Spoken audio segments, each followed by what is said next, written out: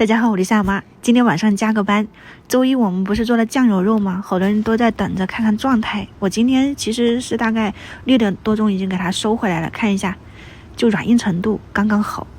你们去做吧，很好吃。我已经晚上试过了一下，你可以给它切成片，或者是切成这种段，把它真空包装起来，或者是用袋子装起来，放到冰箱冷冻。明年这就是我们吃食了，就切成片方便嘛，你到时候炒一炒啊，焯个水啊，煎一煎。有个朋友说跟着我做了没下文了，能不能说一下怎么吃？酱油肉其实就是风干肉嘛，你这样子煎一下，或者是炒菜吃。这个是我们的麻辣香肠，我今天试了一下，还没干，就煎出来很香，咸淡适中，非常不错。或者是你水煮试一下哈。